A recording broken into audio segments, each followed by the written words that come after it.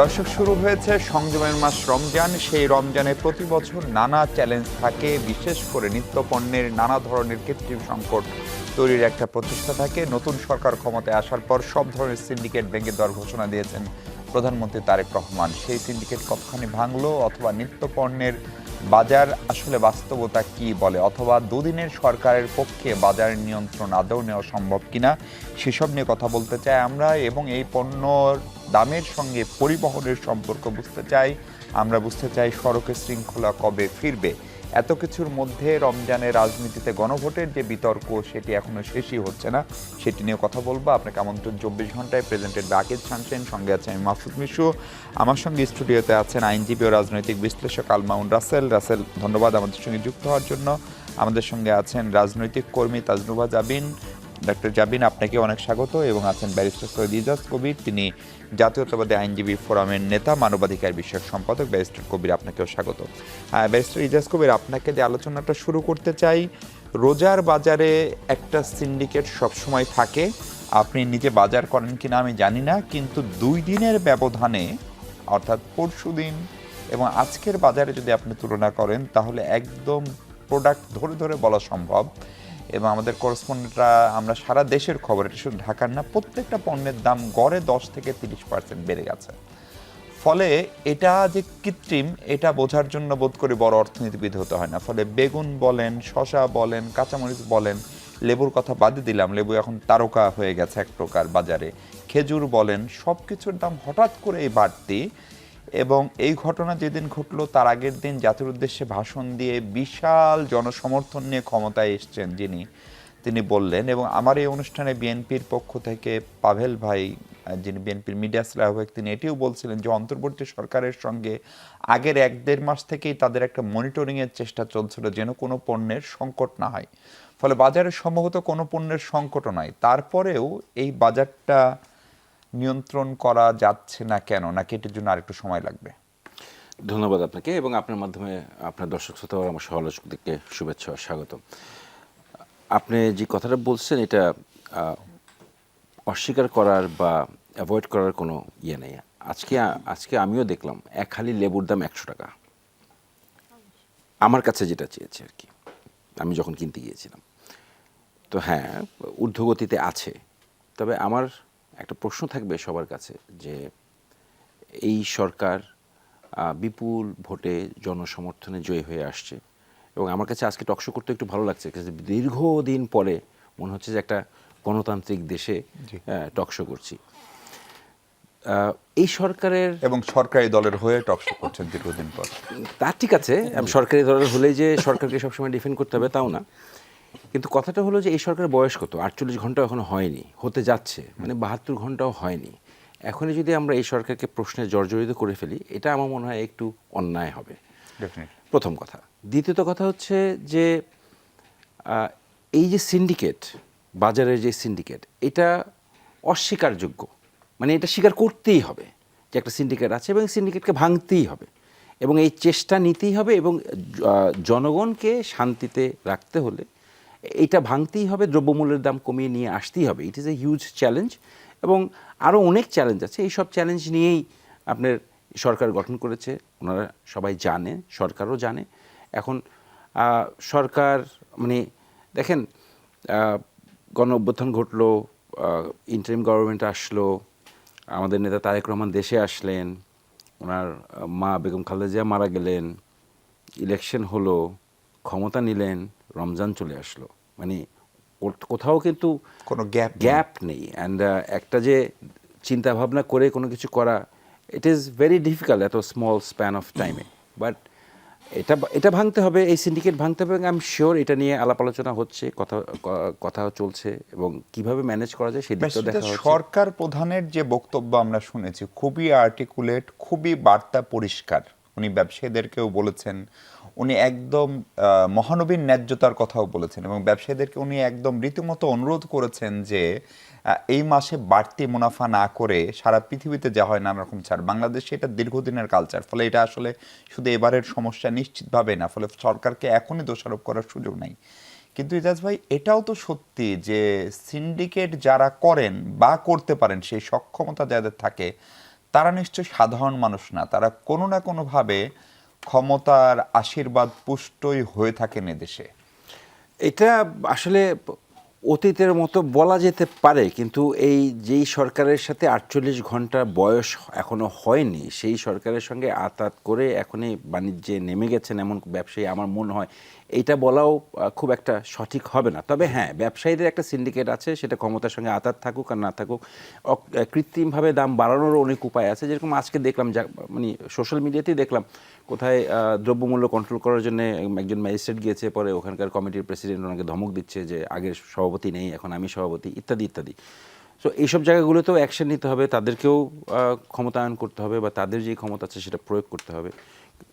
এই জায়গাগুলি চ্যালেঞ্জের জায়গা, এগুলা আই এম শিওর ইনশাল্লাহ এগুলা জি, ঠিক হয়ে যাবে, আস্তে আস্তে ঠিক হয়ে যাবে। জি, তাজনুবা জামিন, বিএনপি বরাবরই এই ঠিক ফেব্রুয়ারির এই সময়টা নির্বাচন নিয়ে বিএনপির শুরুতে খুব বেশি রাজি ছিল না। তার একটা সম্ভবত বড় কারণ, এটা যে কোনো সরকারের জন্যই, যে 18 কোটি মানুষের দেশে যেদিন একটা দল সরকার গঠন করলো বা করেছে, ঠিক তার একদিন পরে রমজান শুরু। ফলে সরকার প্রশাসন, সেই ডিসি, সেই আমলা, সেগুলো গুছিয়ে উঠতেও তো সময় লাগে। ফলে এখন যে সংকটটা হচ্ছে, সেইটা কোনোভাবে বিএনপিকে সংকটে ফেলার জন্যই আগে থেকে এরকম পরিকল্পনা কিনা, অথবা যেই সরকার আসতো, যদি বিএনপি না এসে জামাতে আসতো, আমার ধারণা তাদেরকেও এই সংকট মোকাবিলা করতে হতো। ফলে এই যে ভোটের সময় নিয়ে যে বার্গেনিংটা বিএনপি ডিসেম্বরে করছিল, সেটা বিএনপির এ ধরনের পূর্বানুমানও হয়তো ছিল যে এই আলোচনা, এই সমালোচনা তাদের পড়তে হতে পারে। ধন্যবাদ আপনাকে, আমার সহ আলোচক এবং দর্শকদেরকেও শুভেচ্ছা। আমার মনে হয় না যে ভোটের তারিখের সাথে এটা, কারণ এই সরকারের বয়স 48 ঘন্টা হলো, বিএনপির বয়স 48 বছর। বিএনপি অনেক পুরনো একটা এস্টাবলিশ রাজনৈতিক দল বাংলাদেশে। ভোটের সময় তারা জানুয়ারিতে চেয়েছিল, ডিসেম্বরের শেষে বা জানুয়ারিতে চেয়েছিল, আমি যতটুকু মনে করতে পারি। আমার কাছে মনে হয় না যে তাদের এই অভিজ্ঞতা বা এই সিন্ডিকেটের কথা বা বাংলাদেশের এই পুরনো কালচারের কথা তাদের অজানা। তারা জানে যে এই চ্যালেঞ্জটা আসবে। আমি ভাইয়ের সাথে একমত যে হ্যাঁ, খুব প্রথম দিনই আমি আসলে বিএনপিকে, সরকারকে আমি দোষারোপ করতে চাই না। আমি খুব আমি আর এটা দৃঢ় বিশ্বাস যে কালকে থেকে এটা হয়তো লাগামের একটা টান হবে, কারণ এই একটা মাস মানুষকে স্বস্তি দিতে যে কোনো সরকারই চায়।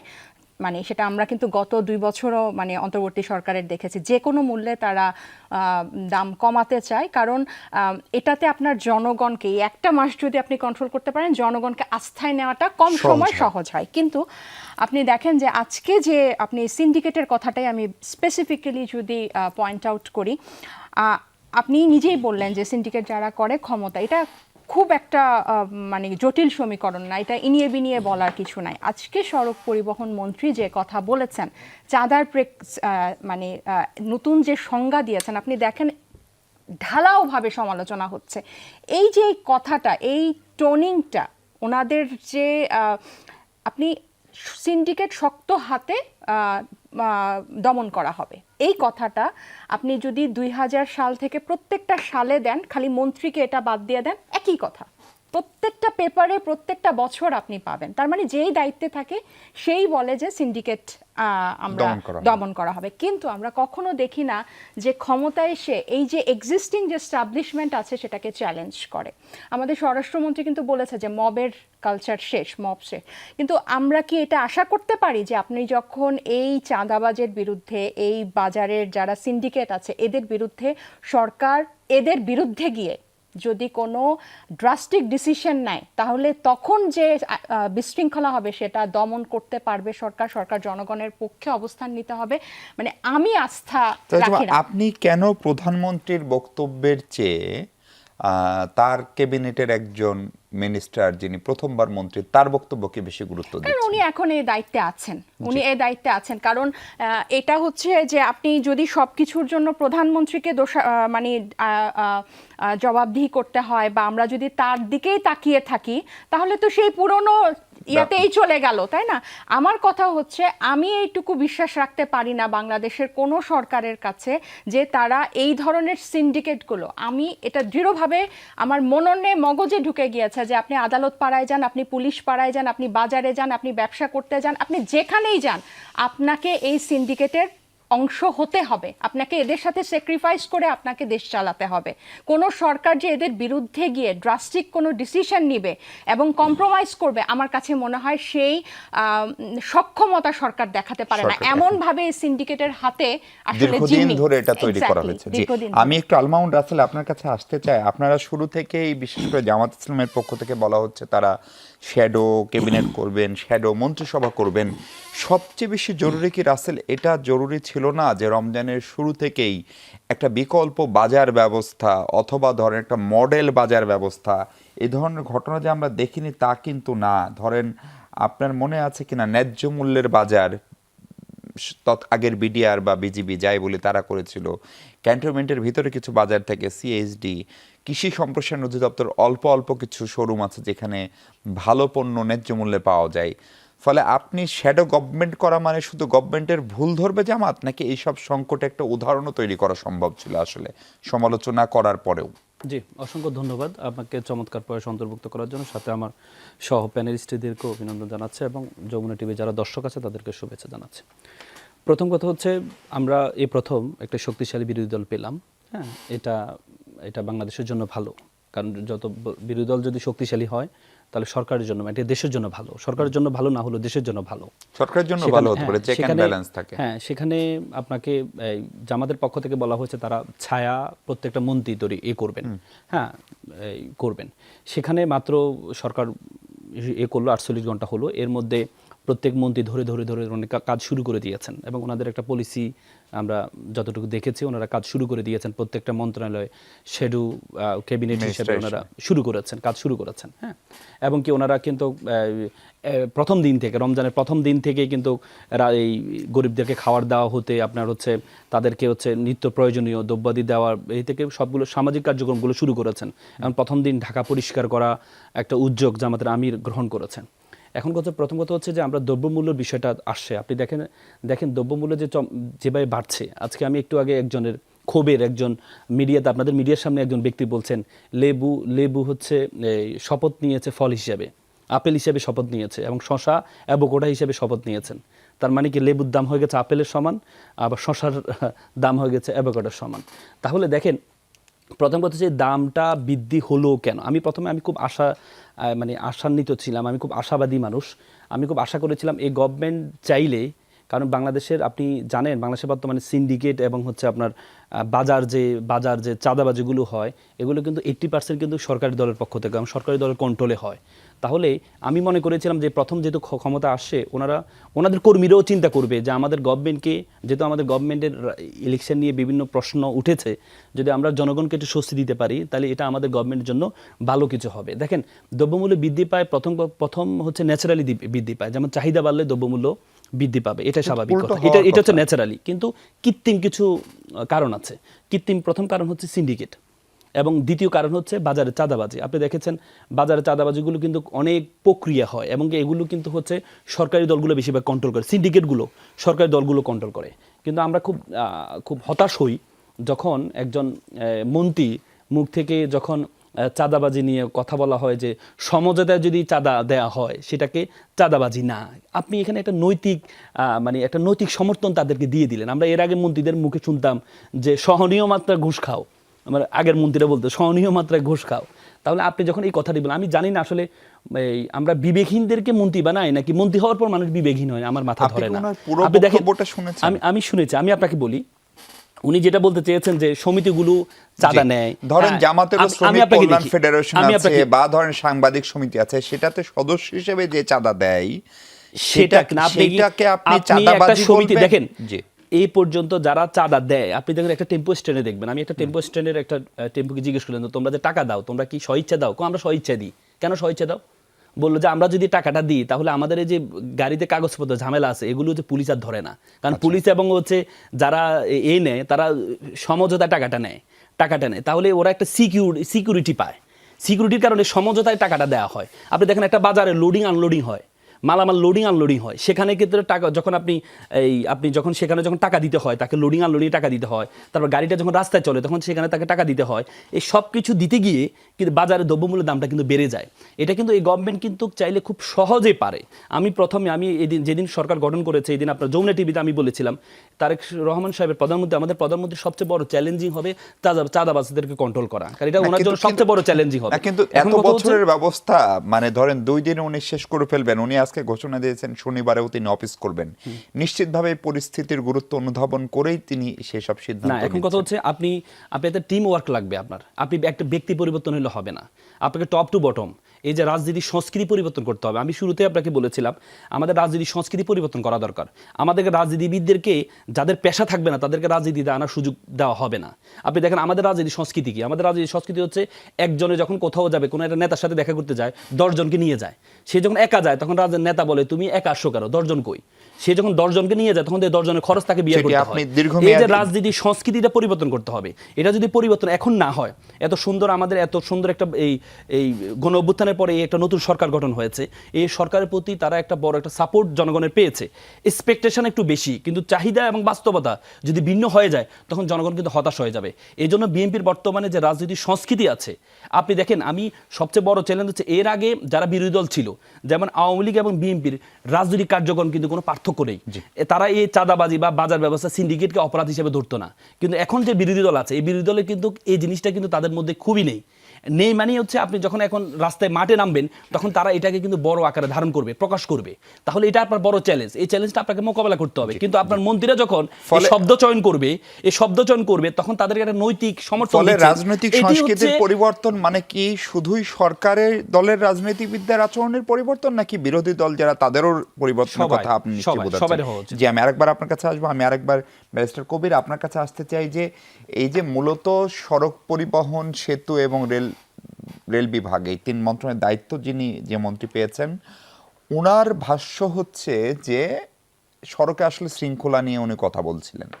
উনি কিন্তু শহরে শৃঙ্খলা বলতে এই যে অটোরিকশা যে বন্ধ করা যাচ্ছে না, এটা দিয়ে সভ্য দেশে চলতে পারেন সেটাও বলেছেন। কিন্তু তার যে বক্তব্য নিয়ে আলোচনা হচ্ছে সেটা হচ্ছে মনে হচ্ছে যে তিনি চাঁদাবাজিকে এক ধরনের বৈধতা দিচ্ছেন। ওনার আরেকটা ইন্টারভিউ পড়ছিলাম, তিনি আসলে বলছেন যে শ্রমিক ফেডারেশন, মালিক ফেডারেশন যেগুলো নেয় সেগুলোকে উনি চাঁদা মনে করতে চান না। এইটা সম্ভবত তার বক্তব্যের সারমর্ম বলে তিনি দাবি করছেন একটি ইন্টারভিউতে। আপনি আসলে কি বলবেন? সড়কে শৃঙ্খলা ফেরানো কি আসলে খুব সহজ? পত্রিকায় যেভাবে ওনার কথা বা মিডিয়াতে যেভাবে ওনার কথাটা আসছে, এই হেডিংয়ের আলোকে সমালোচনাটা হওয়াটা খুবই স্বাভাবিক। And this is the democracy, beauty of the democracy. আমরা সমালোচনা করতে পারছি। এখন আমাদের এই মাননীয় মন্ত্রী যে কথাটা বলছেন যে দেখেন, আমরা যদি এখন 4 জন মিলে একটা পিকনিকে যাওয়ার চিন্তা ভাবনা করি এবং সেই টাকাটা যদি তুলি, সেটাকেও কিন্তু আমরা চাঁদা বলবো। আমরা কিন্তু চাঁদা দেই আমাদের সমবায় সমিতি, আইনজীবীদের যে সমবায় সমিতি, সেখানেও আমরা চাঁদা দিই। চাঁদা শব্দটা কিন্তু ইজ দেয়ার, বাট এটার চাঁদাটাকে আমরা খারাপভাবে বুঝাই গিয়ে হলো যখন জিনিসটাকে অবৈধ প্রক্রিয়ায় বা এক্সটর্শনের আলোকে দেখি আমরা, যে জোর জবরদস্তি করে নেওয়া হচ্ছে। এখন মাননীয় মন্ত্রী যে কথাটা বোঝানোর চেষ্টা করেছেন, আমি সম্পূর্ণ কয়েকটা পত্রপত্রিকা দেখেছি এবং ভিডিও দেখেছি যে ওখানে হয়তো বা সমবায় সমিতি নিয়ে একটা প্রশ্ন করা হয়েছিল, সেটার আলোকে উনি বলেছেন যে মালিক সমিতি আছে, শ্রমিক সমিতি আছে, এদেরকে যদি এই সমিতিতে যদি কেউ উন্নয়নের জন্য তারা যদি কেউ চাঁদা দিয়ে থাকে, সেটাকে উনি চাঁদা হিসাবে দেখতে চান না। এটা কোন চাঁদা, মানে এটা আপনি আমি যেই চাঁদাটা নিচ্ছি পিকনিকের জন্য সেই চাঁদাটা না, যে জোর জবরদস্তি করে যে চাঁদাটা নেওয়া হয়। ধরেন কথাটা রাস্তায় কিছু অবৈধ টোল নেওয়া হয়, যেগুলা রিসিট দেয় সরকার অনুমোদিত না, সেইগুলাকে চাঁদা বলতে পারি। কিন্তু আমি যে এলিভেটেড এক্সপ্রেসওয়ে বা অন্য জায়গায় ইয়েতে উঠতে গেলে যে টোলটা দেই, সেটা সরকার অনুমোদিত, সেটাও কিন্তু চাঁদা, কিন্তু সেটা এক্সটর্শন না, আমাকে দিতে হবে সেটা। তো সেই আলোকে যদি দেখি তাহলে আমার মনে হয় উনি যেটা বলেছেন আমি এটাকে সমর্থন করি। কিন্তু হ্যাঁ, যেভাবে এটা পেশ হয়েছে সেইভাবে জিনিসটা পেশ হওয়াটাও আসলে একটু অস্বাভাবিক ছিল। আমার মনে হয় প্রকৃত ইয়েতেই করা উচিত। আর আমি কিন্তু ধরেন যে ফরম্যাটেই হোক, মানে শেষ পর্যন্ত সে টাকাটা বৈধ বা অবৈধ যে প্রক্রিয়াই হোক, মানে সেটা যখন বেগুনের টোটাল পরিবহন কষ্টের সঙ্গে যুক্ত হয়, সেটার দায়িত্ব নাগরিক হিসেবে আমার উপরে আসে। অবশ্যই এখন সেই জায়গাটাই আসছি যে আপনার এইটার ইম্প্যাক্টটা কোথায় গিয়ে পড়ছে। এখন ধরেন মালিক সমিতিকে সরকারের কাছে জবাবদিহি করতে হবে তার যে বাসটা চলছে তার ড্রাইভারের বেতন কত, নাকি সে কন্ট্রাকচুয়ালি চলছে, নাকি তাকে কোনভাবে খাটাচ্ছে। তো এন্টায়ার সিস্টেমটার হিসাবটা নিতে হবে।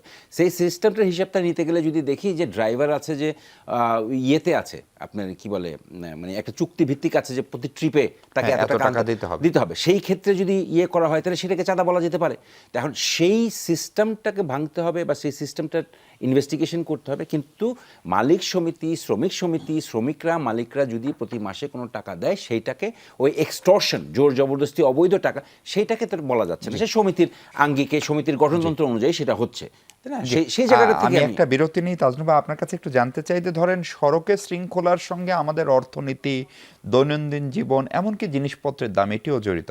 আপনার খুব ভালো মনে থাকার কথা, আপনিও তখন মাঠে ছিলেন, এই পয়লা আগস্ট 2024-এর পর থেকে পুলিশ যখন আস্তে আস্তে প্রচণ্ড মারমুখী ভূমিকায় গেল, তখন ধানমন্ডির যে গলিগলিতে যে অটোগুলো চললো সেগুলো সড়কে উঠলো, এবং এই যে সড়কে উঠলো তাদেরকে আর কেউ নামাতে পারলো না। এমনকি আজকেও সড়ক পরিবহন মন্ত্রী যিনি বলছেন যে এইটা কোনো সভ্য দেশে চলতে পারে না, কিন্তু এটা বন্ধের ব্যাপারে কোনো সিদ্ধান্ত এখনো হয়নি। ফলে এই সড়কে শৃঙ্খলা ফেরানো আগের সরকার কেন পারেনি সেটা আমরা জানি, এই সরকার পারবে কিনা সেই প্রশ্ন রেখে ফিরছি। দর্শক, ফিরছি একটু পরে, আমাদের সঙ্গে থাকুন।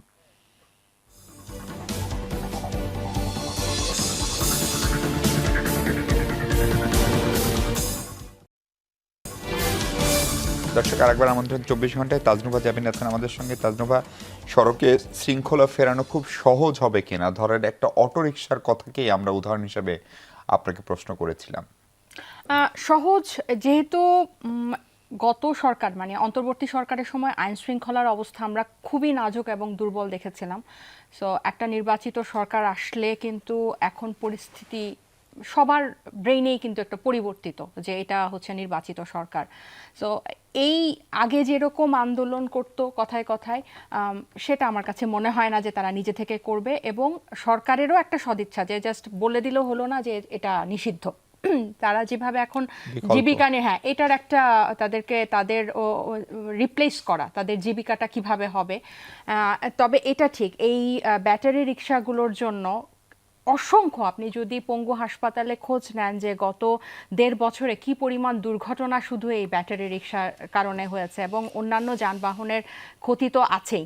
সো এটা অবশ্যই আমি অন্তত এটাতে বিশ্বাস রাখি যে এই সরকার এটার ক্ষেত্রে শৃঙ্খলা ফেরাতে পারবে। কারণ এখন এটা এক ধরনের একটা নির্বাচিত সরকার বা নিয়মিত সরকার, গত 1.5 বছরে সেটা ওই সরকারের ব্যর্থতা ছিল, অন্তর্বর্তী সরকারের, যে তারা সেইভাবে ল এনফোর্সমেন্টকে ইমপ্লিমেন্ট করতে পারে নাই এই শৃঙ্খলাটা ফেরাতে। আর এই ব্যাটারি রিক্সার আগমনটা যেটা আপনি বলছিলেন আগস্টের সময়, তখন তো সব রাস্তাঘাটে একেবারে খালি ছিল, একদম সবকিছু বন্ধ ছিল। এটাই ছিল মূল যানবাহন, হ্যাঁ, মূল যানবাহন। সো এটা যে, এবং অন্তর্বর্তী সরকার এটাকে আসলে প্রশ্রয় দিয়েছে এটাকে আরো বাড়ানোর জন্য, তারা এটাকে কন্ট্রোল করতে পারে না। বাট যে কোনো নির্বাচিত সরকারেরই এটা চায়নি। সেক্ষেত্রে কি যানজট কমার ক্ষেত্রে আপনি আশাবাদী খানিকটা? কারণ প্রধানমন্ত্রী নিজে তার গাড়ির বহর কমিয়েছেন, তিনি ওই রাস্তায় যাওয়ার সময় সব রাস্তা বন্ধ করে, যে দুই পাশে মানে প্রোটোকল যে ভিভিআইপি মুভমেন্টের, সেটার ক্ষেত্রেও তার খানিকটা সদিচ্ছা প্রদর্শিত হচ্ছে। এটার আসলে সব ক্ষেত্রে, শুধু আমি আপনাকে বলি মিশু ভাই, যে বিগত কারণগুলোতে সোশ্যাল মিডিয়াতে, বিগত সরকারকে নিয়ে হাসিনা আমলের সোশ্যাল মিডিয়াতে বা মানুষের মাঝখানে যে ধরনের সমালোচনা ছিল, সেটা বিভিন্ন মন্ত্রীর বক্তব্য, ভিআইপি মুভমেন্ট, যত্রতত্র রাস্তা বন্ধ করে ফেলা, ট্রাফিক, আমার কাছে মনে হয় এই সরকার বা বিএনপি সরকার যদি মানে এসব ক্ষেত্রে পরিবর্তন দেখাবে, এসব ক্ষেত্রে আপনি একটা দৃশ্যমান পরিবর্তন দেখবে। কারণ সরকার চাইবে যে মানুষ তাদের উপর আস্থা রাখুক, কিন্তু পরিবর্তনটা হবে না সেই পুরনোগুলাতে। আমি বিএনপিকে আলাদা করতে পারি না পুরনো কোনো সরকারের থেকে ভিন্ন, এটা তাদের উপর আমার আস্থা নাই আসলে।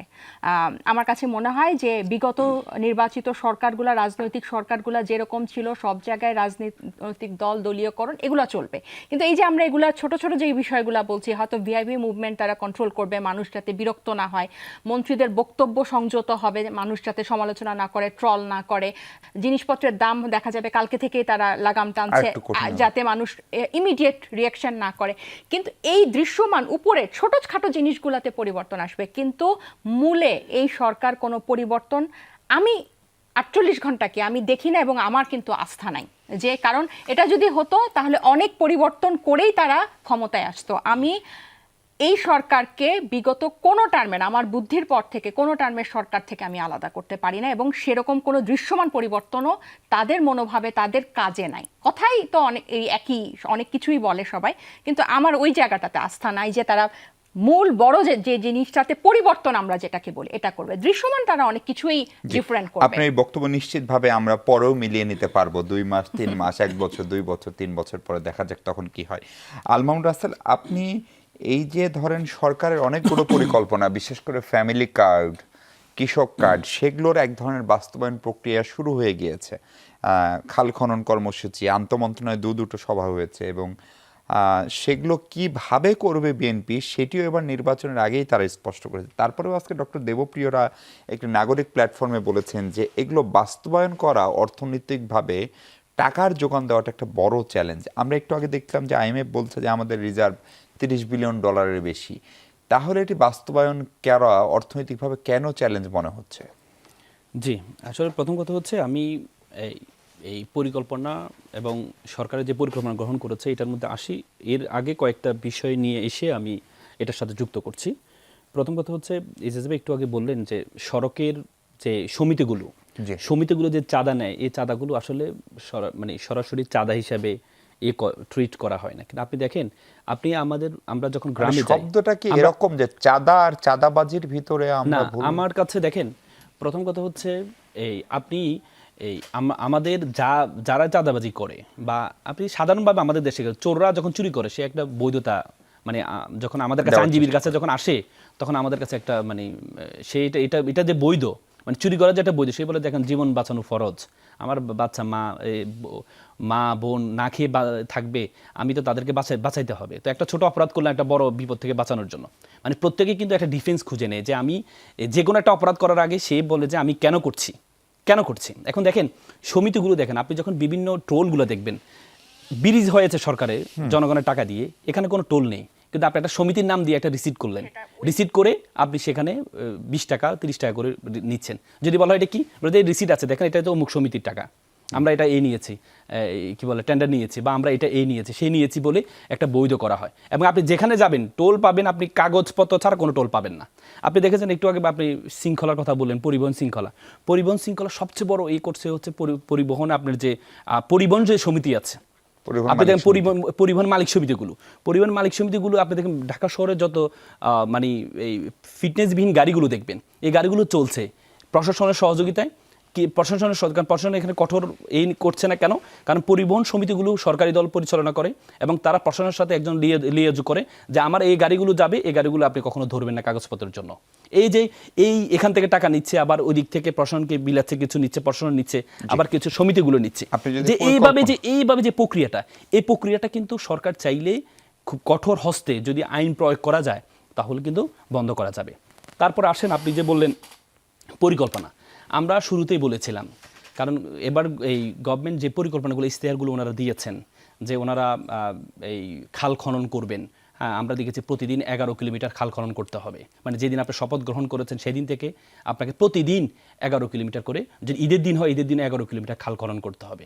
তারপর হচ্ছে আপনি ফ্যামিলি কার্ডের কথা বলেছেন, আপনার ফ্যামিলি কার্ডের যে বাজেট, আপনি 4 কোটি যে পরিবার আছে সেই পরিবারকে যদি আপনি দিতে চান তাহলে যে টাকাটা, এটা হচ্ছে আমাদের বাজেট হয় 7 লক্ষ কোটি টাকা, সেখানে প্রায় 1 লক্ষ কোটি টাকা আপনার ফ্যামিলির এই যে টাকাটার জন্য আপনার খরচ করতে হবে। তো তাহলে আপনি যে বছরে তো সবাইকে দেবেন না, পরীক্ষামূলকভাবে পাইলট আপনি যেভাবে দেন আমি মনে করি যদি ওনারা দিতে পারেন, অর্থনৈতিক যোগানটা দিতে পারেন, কিচ্ছু দরকার নেই।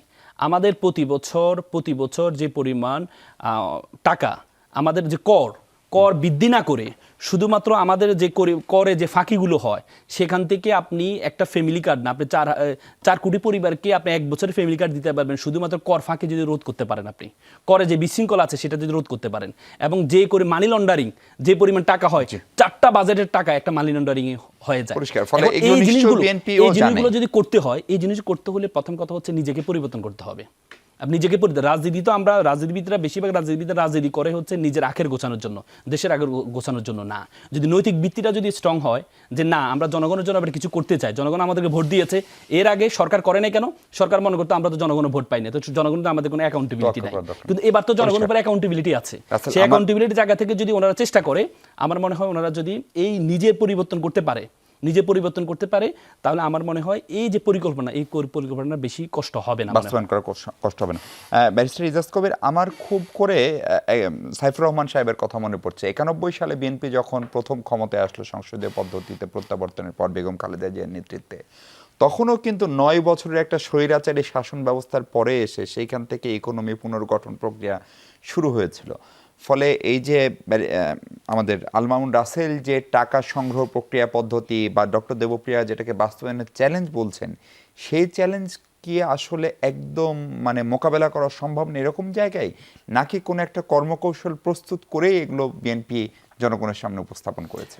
দেখেন, এগুলো যারা অর্থনীতিবিদ আছেন, যারা অর্থ মন্ত্রণালয় সামাল দিচ্ছেন এবং যারা কনসার্ন পার্সন, ওনারা নিশ্চয়ই কোনো একটা প্ল্যান করে করেছেন।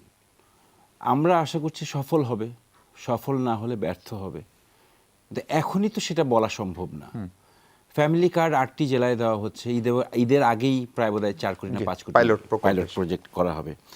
তো আমার সমালোচকরা যেভাবে সমালোচনা করছেন, আমি মনে করি এটা সরকারের প্রতি এই 48 ঘন্টার মাথায় 72 ঘন্টার মাথায় এখন যেটা হয়নি, এটা আসলেই খুব মানে অন্যায় হয়ে যাচ্ছে। এটা আসলে এটা আমি বলবো যে ইনসাফ হচ্ছে না। হ্যাঁ, তারপরে ওনারা আমার সমালোচক উনি যেটা বললেন যে বিশ্বাস করতে পারছেন না বিএনপিকে, সে আগের মতোই দেখছেন। তো ওনার বিশ্বাসের জায়গাটায় আশা করছি বিএনপি ওনার বিশ্বাস ভঙ্গ করে নতুন একটা আশ্বাস দিতে পারবেন ভবিষ্যতে।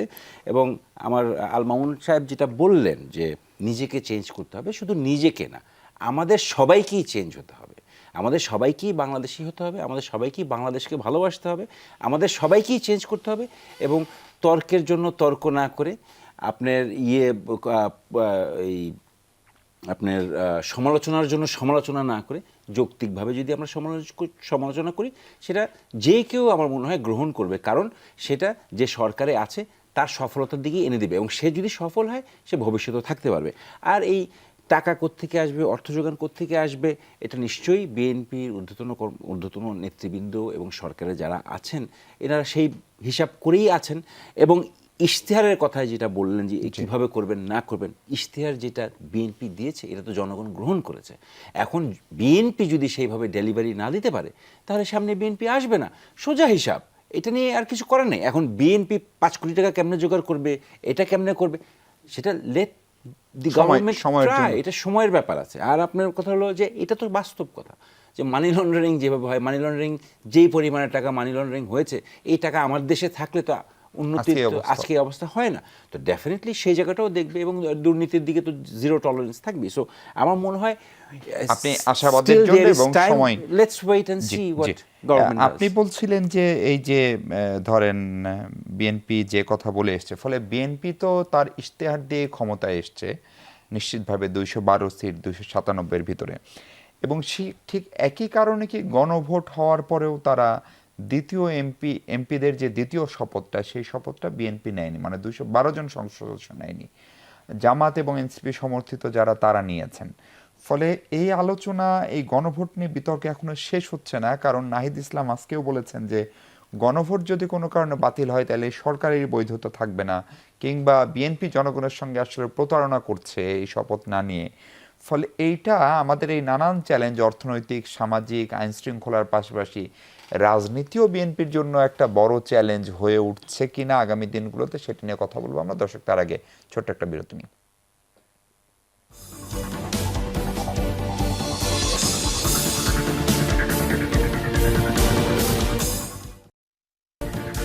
দর্শক, আরেকবার স্বাগত। আমরা রমজানের নানান চ্যালেঞ্জ, পরিবহন, সিন্ডিকেট, বাজার নিয়ে কথা বলছিলাম। তাজনুহা জামিন, একটু গণভোট বাতিল হলে সরকারের বৈধতা থাকবে না নাহিদ ইসলাম বলছেন, কিংবা বিএনপি শপথ না নিয়ে জনগণের সঙ্গে প্রতারণা করছে, সেটি জামাত এবং এনসিপি মিলে বলছে।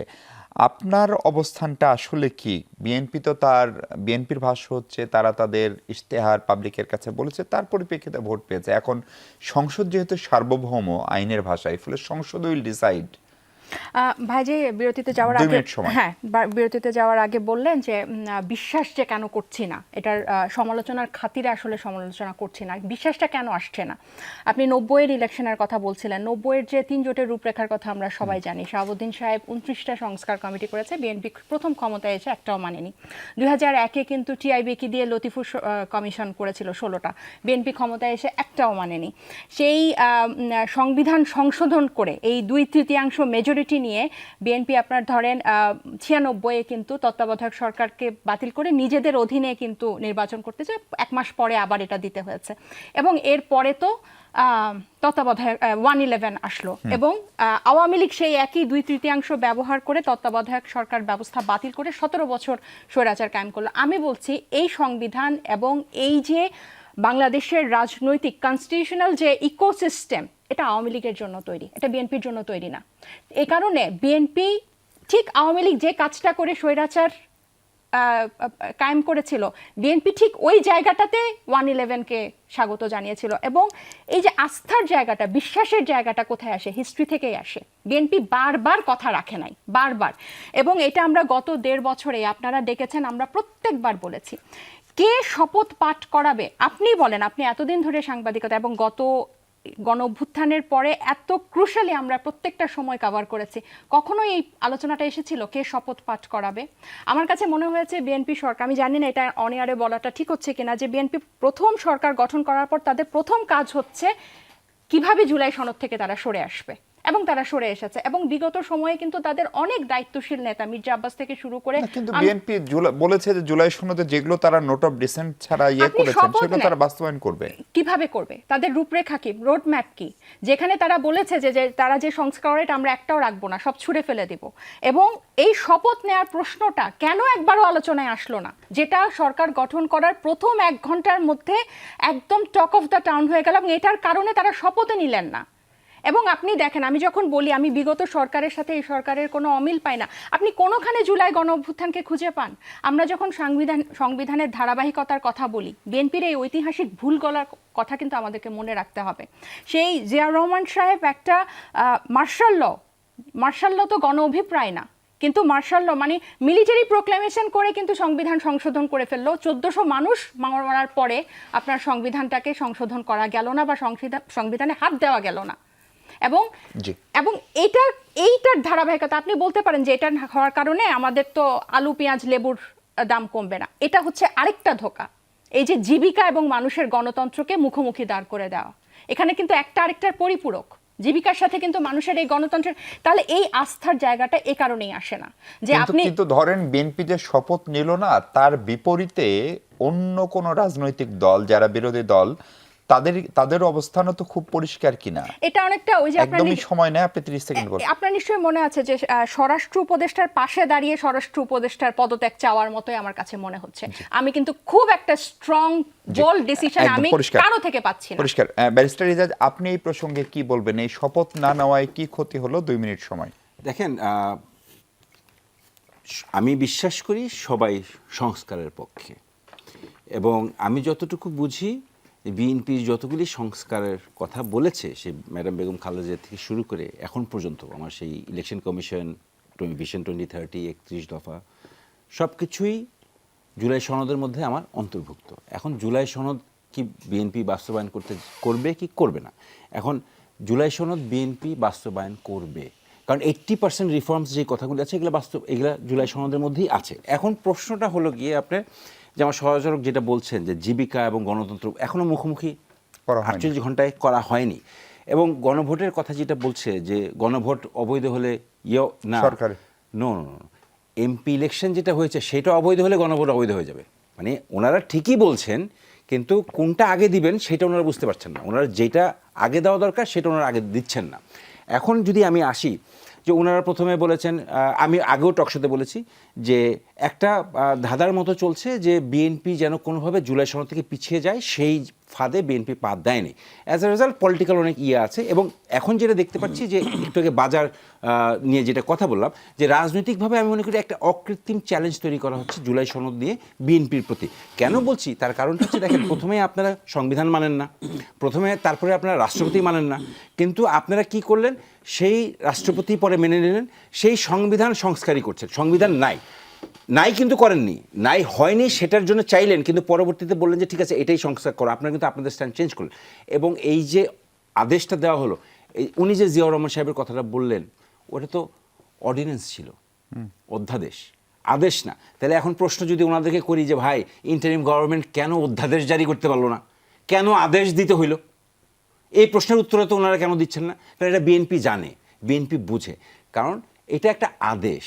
এই আদেশের বলে এখন এটা না মানতে বাধ্যবাধকতা না। বিএনপি জুলাই সনদ দিবে, কিন্তু এমন কোনো কাজ করবে না যেটা মনে করেন আগামীকালকে গিয়ে একটা লিগ্যাল চ্যালেঞ্জের মধ্যে পড়ে যাবে। সেই চ্যালেঞ্জের মধ্যে যদি পড়ে যায়, সময় নেই হাতে। আপনি 1 মিনিটে এই ইস্যুতে কি বলবেন রাসেল? মানে এটা আদেশ নাকি অধ্যাদেশ হলো না কেন? শপথটা শুরুতেই শহীদ মিনার হলো না কেন? আপনি সংবিধান মানছেন, রাষ্ট্রপতি মানছেন, আবার আরেকটা অংশ মানছেন না, এটা খানিকটা দান্দিকও কিনা? দান্দিকতা কোথায় আছে জানেন? এখানে 2টা ভোট হয়েছে। যে সরকার উনি সংবিধানের যে আলোকে, সে আলোকে সরকার ছিল না। কারণ সংবিধানের আলোকে সরকার ছিল যে 3 মাস 6 মাস সর্বোচ্চ ক্ষমতা। এর বাইরে ডক্ট্রিন অফ নেসেসিটি, আমি বলি ডক্ট্রিন অফ নেসেসিটির কারণে এই সরকার দুইটা আয়োজন করেছে। একটা হচ্ছে গণভোট, আর একটা হচ্ছে নির্বাচন। তাহলে গণভোটটা হচ্ছে দেশ কিভাবে চলবে, আর নির্বাচন হচ্ছে দেশ কে চালাবে। তো দেশ কে চালাবে, জনগণ ভোট দিয়েছে 50%, আর 69% ভোট দিয়েছে দেশ কিভাবে চলবে। এখন কত হচ্ছে, আপনি বললেন সংবিধানের শপথটা নেই। অন্তর্বর্তীকালে সরকার যখন শপথ গ্রহণ করেছে, এটা কি সংবিধানে ছিল? সংবিধানে ছিল না। কারণ অন্তর্বর্তীকালীন সরকার শপথটা গ্রহণ করেছে হচ্ছে প্রধানমন্ত্রীর শপথ, সেটা সংবিধানে ছিল না। তাহলে আপনি গণভোটের ক্যাম্পেইন করলেন, গণভোটের আপনি এটা আসছে কেন? ডিসেন্টিং আসার কারণেই তো, যখন এই রাজনৈতিক দলগুলো ঐক্যমত হতে পারছে না, তখনই কিন্তু বাধ্য হয়ে গণভোটে আসছে। যদি সবাই একমত হইতো তাহলে কিন্তু গণভোট দরকার ছিল না। তাহলে আপনি গণভোটে ক্যাম্পেইন করলেন, গণভোট মেনে নিলেন, আদেশটা সেটাও মেনে নিলেন। আদেশে বলা আছে প্রথমে গিয়ে 2টা শপথ নিতে হবে, তাহলে গিয়ে আপনি ক্ষমতা যাওয়ার পরে আপনি কেন দ্বিতীয় শপথটা নেবেন না? আপনি দ্বিতীয় শপথটা নেবেন না? তাহলে আপনি অন্যরা সেটার প্রতিবাদ করলো। প্রতিবাদ তো অবশ্যই করেছে, কিন্তু প্রতিবাদের ভাষাটা কিভাবে হবে? প্রতিবাদের ভাষাটা হচ্ছে, আপনি জনগণকে 2/3 মেজরিটি পেয়েছেন, আপনি চাইলে আপনি একই সরকার গঠন করে ফেলতে পারবেন। তারা যদি শপথ নাও নিত, তারপরে সরকার কন্টিনিউ করতো। প্রতিবাদ জনগণ হাতে ছেড়ে দিয়েছে, জনগণ বুঝবে। এখন তার মানে জনগণের সিদ্ধান্ত নেবে। একদম সময় নেই। ধন্যবাদ আপনাদের 3 জনকে। দর্শক ভালো থাকুন, সবাই নিরাপদ থাকুন।